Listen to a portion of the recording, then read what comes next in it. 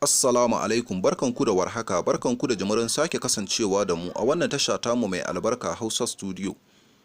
Qalu inna lillahi wa inna ilaihi raji'un, inna lillahi wa inna ilaihi raji'un.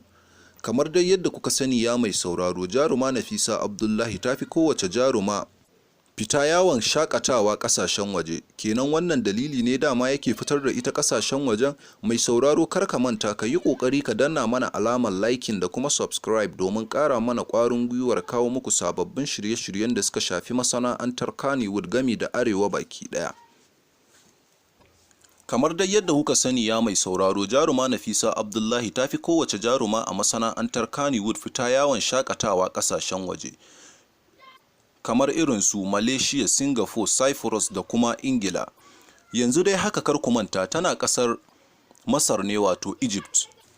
Kuma a kasar ne Allah ya toni asirinta, domin kuwa anan take aiwatar da wata mummunar ɗabi'a, ko kuma mu ce take aiwatar da wata mummunar kasuwancinta wanda yake nuna tsaraicinta.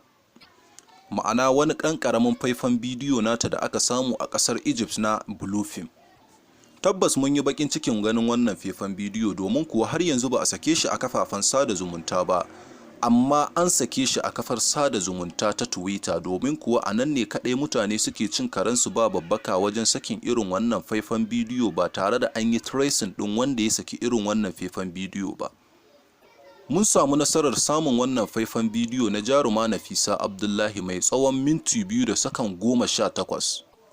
Amma muna matukar tsoron sakinsa a shafinmu na YouTube, domin kuwa idan muka sa shi a shafinmu na YouTube zai ja mana kalubale matuƙa, musamman a wajen hukumar tace fina-finai ta masana'antar Kannywood da kuma hukumar manya-manyan actors na arewacin Najeriya gaba ɗaya. Don haka muka aje wannan faifan bidiyo muka sa wa mutanen da suke cikin WhatsApp group ɗinmu da kuma Telegram group ɗinmu. Mai sauraro, idan har kana buƙatar ganin wannan faifan bidiyo na jaruma Nafisa Abdullahi, ka yi ƙoƙari ka yi mana comment da nambar wayarka domin mu sa ka a group ɗinmu na WhatsApp ko kuma na Telegram domin ka gane wa idanka irin abin da wannan mata take yi a ƙasashen Turai.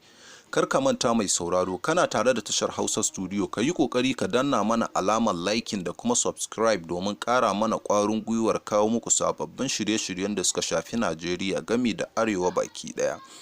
Mun gode, Allah ka shirya mu baki ɗaya.